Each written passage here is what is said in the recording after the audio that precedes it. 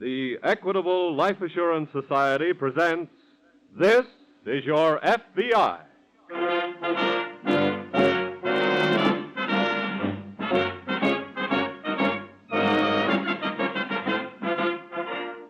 This is Your FBI, an official broadcast from the files of the Federal Bureau of Investigation, presented as a public service by the Equitable Life Assurance Society of the United States and the Equitable Society's representative in your community.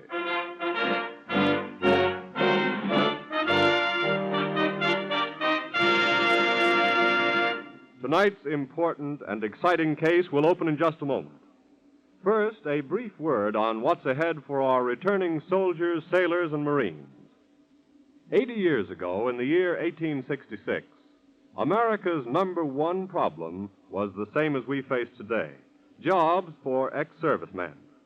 And in 1946, as it did in 1866, at the close of the Civil War, the Equitable Life Assurance Society of the United States is helping American business and American agriculture to create jobs and more jobs for the men who serve this country well.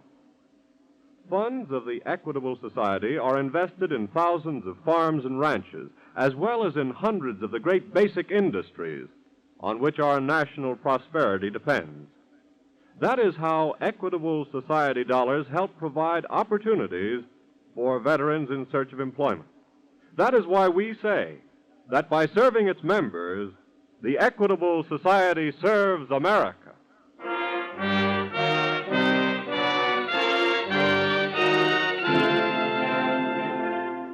Tonight's file, The Cold-Blooded Kidnapper.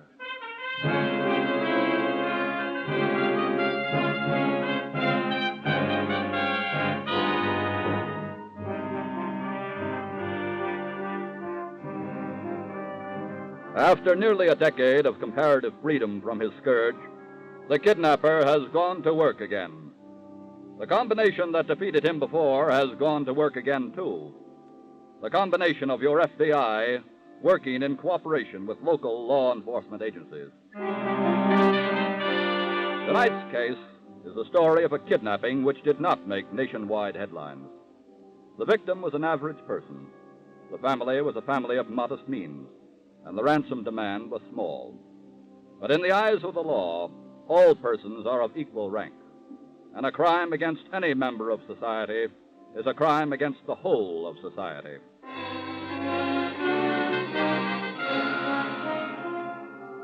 Back in the hills on the outskirts of a New England town, there's a squalid shack belonging to one Jed Monroe and his wife Clara.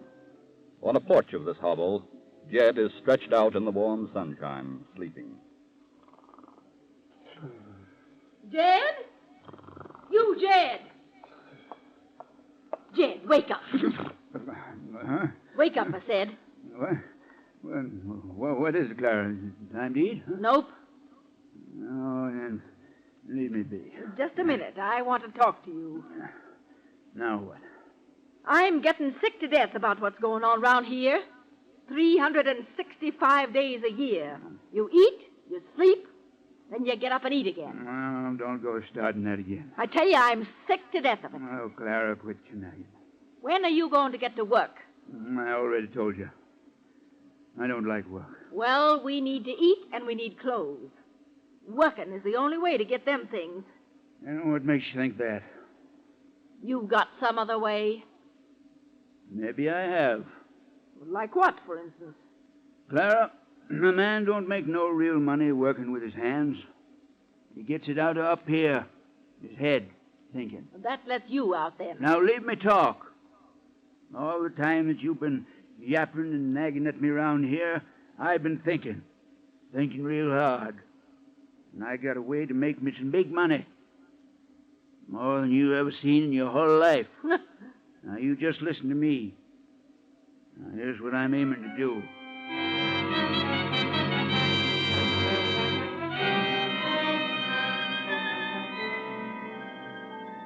Later that afternoon, a young high school girl is walking down the street in a nearby town.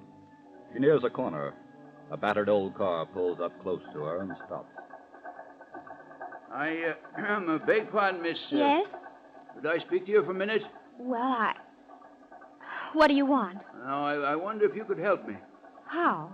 Well, my wife's sick, and I have to work all day. She's got to have someone to look after the children. Yes? We need somebody to come in the afternoon till I get home. Oh, I see. Would you be interested in the job? Gee, I don't know. I'd like to make the money, but I'd have to ask my mother first. Oh, sure, of course you would. What's your name, or where do you live? My name's Dottie Barnes. I live over on Miller Street.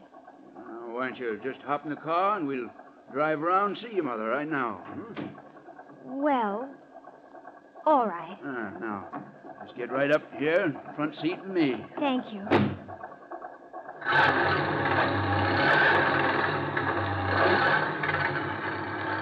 Even if your mother won't let you work, this'll save you walking home. Huh? Sure. Excuse me, but Miller Street is down the other way. Yeah, I know. Then why are we going this way? 'Cause this is the way I want to go. Hey, wait a minute. Where are you taking me? Keep quiet. Look, you stop this car. Shut up. No, let me out of here. Let me out of here! Shut up, I said. Ow!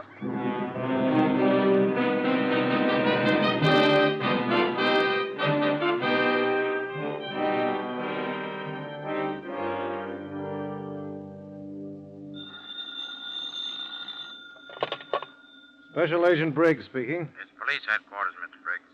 This may be a kidnapping. Oh? Dorothy Barnes, 16 years old, daughter of J.A. and Mrs. Barnes, 1625 Miller Street. Yes? She left Central High School at 3:15 this afternoon. About 3 blocks from the school, 2 of her classmates saw her talking to a man seated in a parked car. Yes? She was seen getting into this car and driving away. Hadn't been heard from since. You got anything on the car? Only that it was a sedan, no license number. How about the man? No description of him at all. Sounds like an abduction, all right. The girl's father is a rug salesman at Gilby's. Not much money. Well, some kidnappers aren't as ambitious as others. What do you want us to do?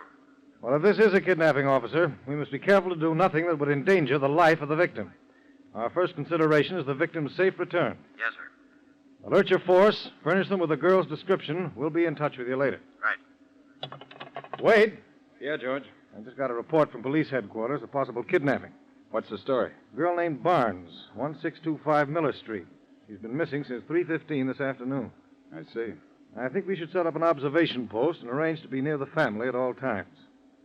Now, let's get to work at once.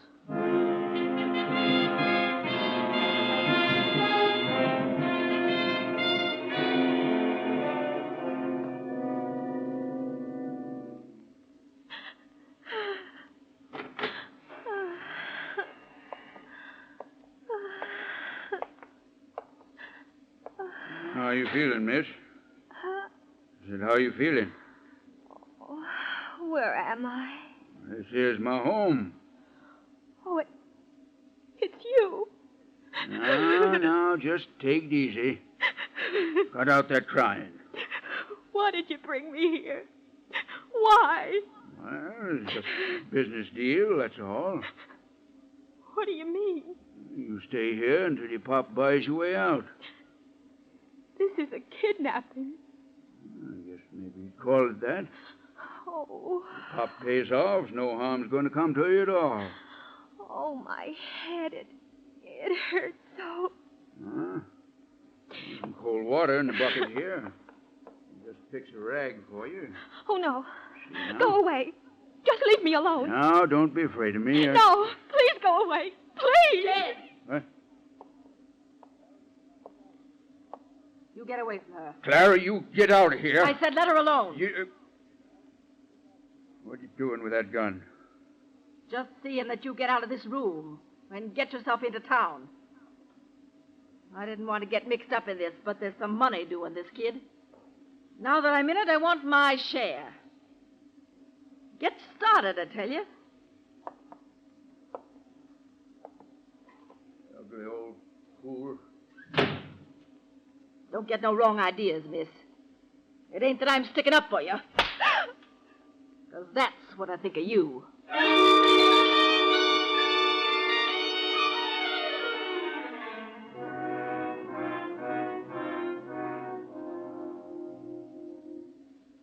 Can I get you some coffee, gentlemen? No, thank you, Mr. Barnes. How is Mrs. Barnes? I think I persuaded her to try and get some sleep. Wouldn't be a bad idea if you tried to get some rest yourself. Oh, I'm afraid that would be impossible. You answer it, Mr. Barnes. Very well. This may be the call we're waiting for. You remember your instructions. Yes, sir. Hello? Who's this talking? This is J.A. Barnes. Who are you? I'm the one you've been waiting to hear from. Is my daughter safe? Is she all right? You're all right. You want to see her again, you do what I tell you. You understand? I'll do anything. You want money, of course. That's right. Well, how much do you want? I haven't got a great deal, but I'll... Hey, shut up and listen. Now, you know where the road crosses over Thompson's Creek, north of town? Yes. Yes, I know. Well, then you put $1,000, $5 bills in a paper sack under the north end of the bridge by noon tomorrow. You'll have your gal back by sundown. All right. I'll have the money there. If the police are watching, you'll never see her again. You understand? I understand. But how can I be sure my daughter will get back all right? You just do like I tell you. I ain't talking no more. He's hung up. Let me have the phone, Mr. Barnes. Yes, sir. Operator. Operator. Yes, sir. Did you have a tracer on that call? Yes, sir. The party called from a pay station in Drake's Drugstore, 3rd and Main. Connect me with the drugstore right away, please. Yes, sir. Wade. Yes? Take this phone, and when the drugstore answers, tell them to get a description of anybody using their phone booths, if they still can. I'm going to run out there.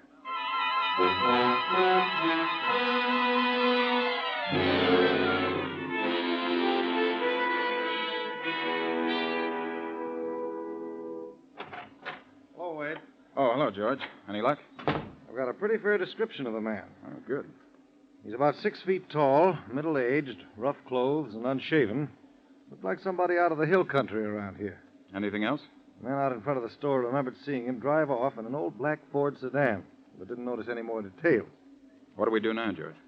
We'll arrange to deliver the $1,000 in marked $5 bills to Barnes in the morning to put under the bridge. And after sundown tomorrow, whether the girl is back or not, we move in and go to work fast.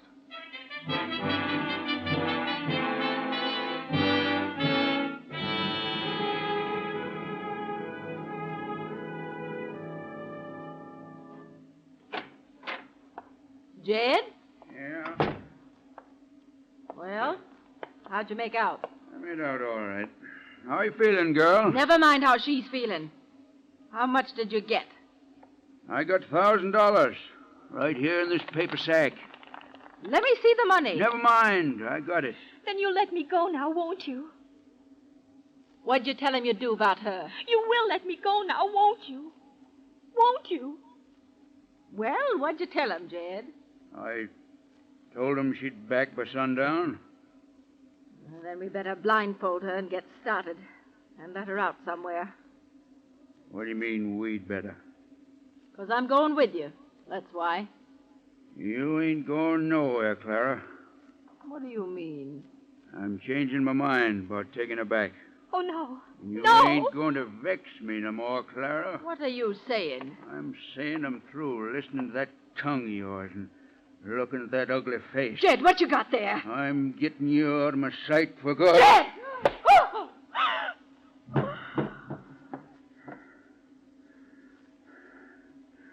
Now, young lady, if you don't do like I say from now on, same thing will happen to you.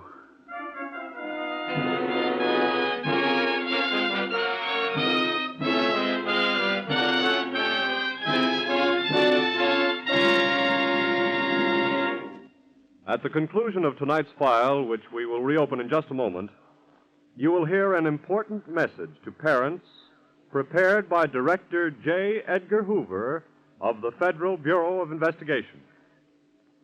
But now let me tell you a story from the Equitable Society that I think will tug at your heartstrings as it did mine. This week at the Equitable Society, I heard a sentimental story, but sentiment that rings true. The story of a threadbare overcoat. 40 years ago, the owner of this coat was a hopeful young man with a very small salary and a very pretty little bride.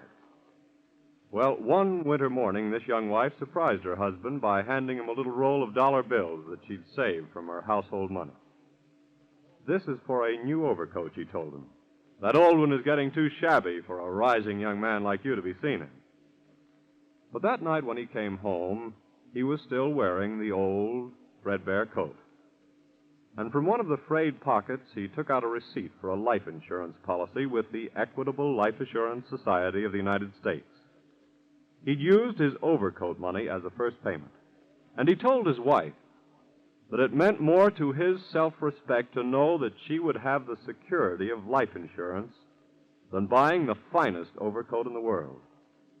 And today, after 40 years, his wife still keeps the shabby old coat and sometimes runs her hands lovingly over the threadbare cloth. To her, it's a symbol of a husband's self-sacrifice. Well, when you come to think of it, almost every Equitable Society policy we issue is just such a symbol of a husband's love for his wife, a symbol of a father's forethought for his children, a symbol of unselfishness.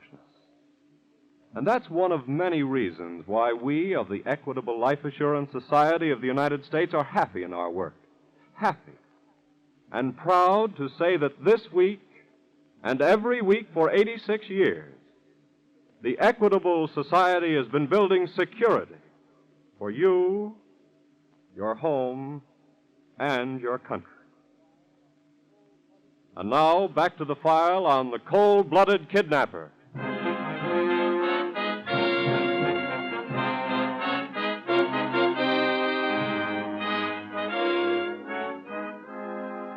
Yes, the kidnapper has gone to work again. And we repeat, the combination that defeated him before has gone to work again, too. The combination of your FBI working in cooperation with local law enforcement agencies. Because the first concern of the FBI is the safe return of the victim, Special Agents Briggs and Wade stand by in the local FBI office awaiting development. Special Agent Wade glances at the clock. It's 2 hours after sundown, George. Yes, they've had enough time. Let's get moving. We'll phone the newspapers and press associations, tell them to release that list of serial numbers on those $5 bills. Right. Then let's put out an alarm on the descriptions of the kidnapper and the girl. Here's that sketch from the artist, Mr. Briggs. Thanks, Tom. Hey, what's that, George? I had an artist make a sketch of the kidnapper from the description we got from the druggist. Boy, he's an ugly-looking devil. Well, let's just hope for the girl's sake he's not too much of a devil.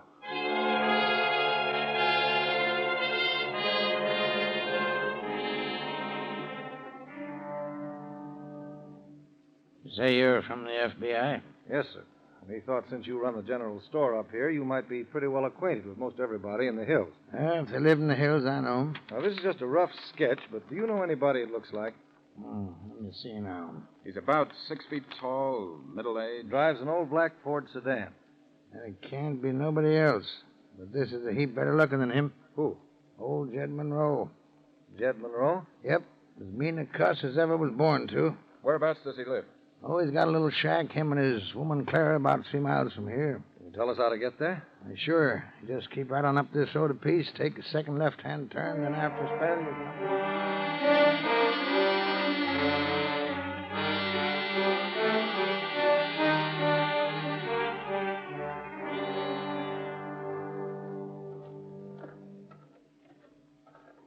There's the shack.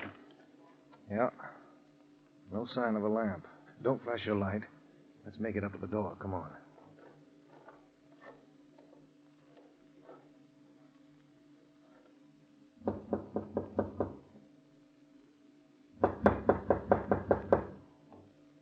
The door's unlocked. Flash your light inside the minute I open it. Right.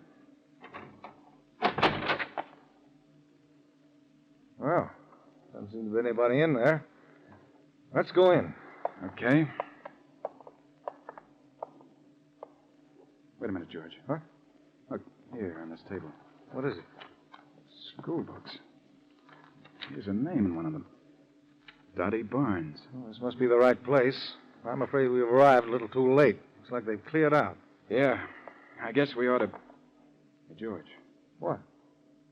One of them didn't clear out. Look over in the corner. Well, Must be Monroe's wife. Uh-huh. She dead? Yeah. Let's get back to the store and call the sheriff. He can send the coroner out to examine the body. Okay. Then we'd better catch Jed Monroe before the girl wishes she was in that woman's place.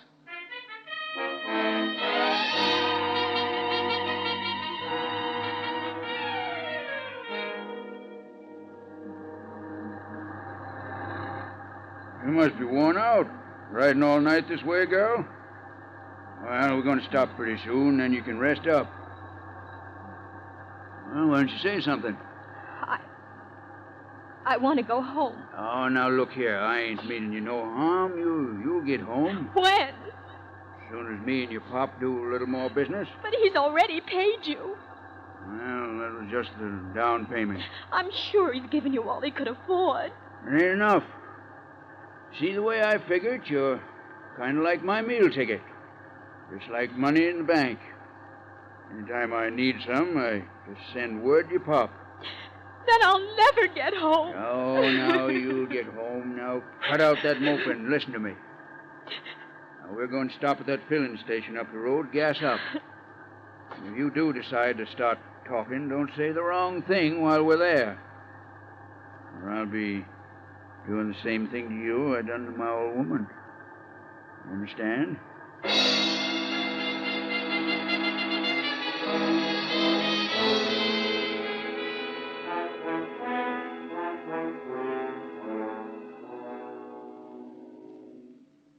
Oh, it's going on 8 o'clock, George. Not a trace of him yet. Yeah. That beats me. We throw a ring of police and deputies around this country 200 miles wide, and yet somehow Monroe seems to have gotten through. I don't think he did get through, Wade. Why not? I think he's been moving around inside that circle. How do you figure that? Well, this is the only country Monroe's familiar with. Well? He's kind of apt to stick to familiar country, especially if they're on the run. I'll show you what I mean. Here, take a look at this map. Yeah? Here's Monroe's shack. Uh-huh. Now, follow the circle to the lunchroom that he stopped at 4 hours ago when he cashed one of the $5 bills. Yeah? The circle continues around to the farmhouse where he was reported to have stopped to get water for his car. Yeah, he's moving around inside that circle, all right. All back roads, too. Yes. Special Agent Briggs speaking. Police headquarters over in New City, Mr. Briggs. What's up? Monroe and the girl stopped at a filling station outside of town about a half hour ago. What? How do you know? We checked the $5 bill he gave the station man, and it's on the list. Which way'd they go when they left the filling station? I don't know, but they didn't come through New City or we'd have caught them. That's all right. I think we'll catch him anyway now. Thanks a lot. What was that? Monroe and the girl stopped at a gas station in New City half an hour ago. Let's see how that figures on the map. He's following the same pattern, Wade, still continuing the same circle. Half an hour ago, traveling in an old car should take him to... Come on, Wade. I've got a pretty good idea of where we might find him.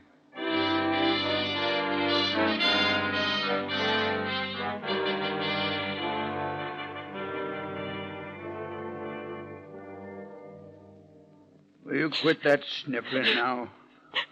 Oh, leave me alone. I stopped here at this tourist camp so you could get some rest. Oh, please, go away. No. We've got some business to take care of.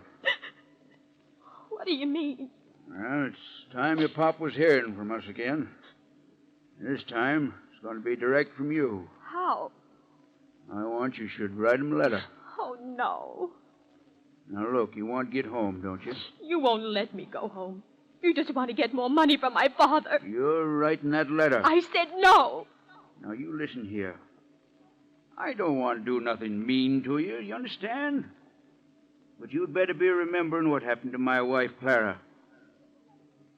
Now, write me that letter. Keep away from I'm me. giving you one last chance. Keep away, please. Stay where you are, Monroe. Huh? Who are you? The special agents of the FBI. What? Oh, thank heaven. And my hands are just itching for you to resist arrest.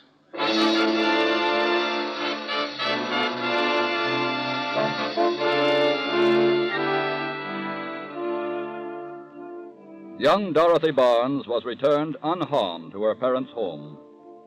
Although Jed Monroe could have been tried for kidnapping, he was first turned over to the local authorities, who tried and convicted him for the murder of his wife. He paid for this crime by death in the electric chair. With indications that kidnapping has once again threatened the security of the American home, J. Edgar Hoover, director of the Federal Bureau of Investigation, has prepared this following important message. In case of kidnapping, regardless of the hour, contact the nearest office of the FBI, whose number can be found on page 1 of the telephone book, or contact the Washington headquarters of the FBI by calling the celebrated kidnapping number, National 7117. Keep the details of the abduction together with details on demands for ransom strictly within the family circle. Talk only to law enforcement officers. Information regarding kidnappings is not public news so long as the victim's life is at stake. Turn all letters or communications relative to the kidnapping over to trained investigators. Do not permit them to be handled by others. Do not disturb evidence at the scene of the crime. Remain calm. Do not act disturbed. Carry on normal routine so far as possible.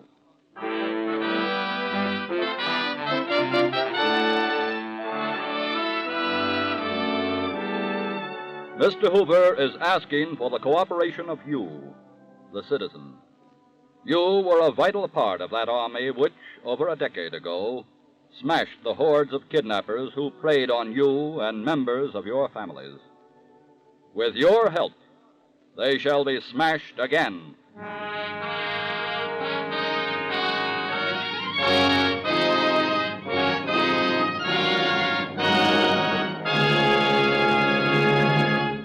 In a moment, we'll tell you about next week's exciting case. Meanwhile, remember that to your FBI agents, you look for national security. And to the Equitable Society agent in your community, you look for the financial security of life insurance. And whatever special meaning that word security may have for you, a home of your own, an assured education for your children, or a retirement income for your old age, your Equitable Society representative will gladly do everything within his power to help you reach your goal.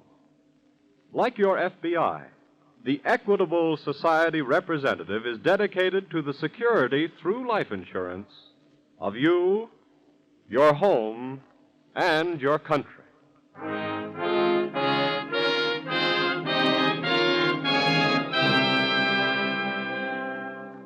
Next week, we will bring you another colorful story from the files of the Federal Bureau of Investigation. The Unwelcome Guest.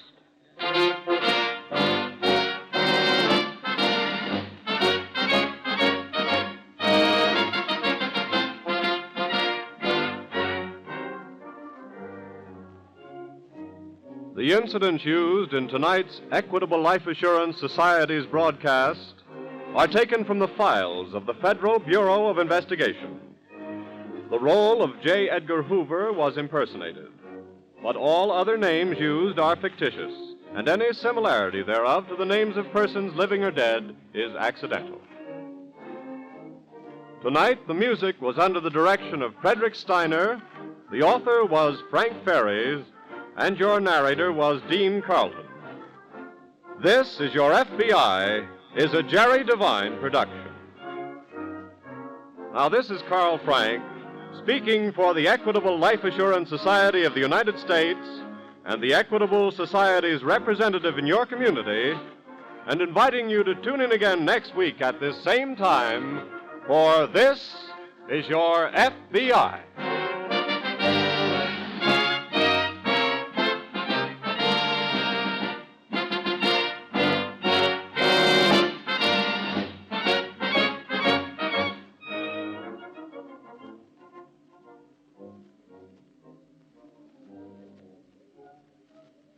This is ABC, the American Broadcasting Company.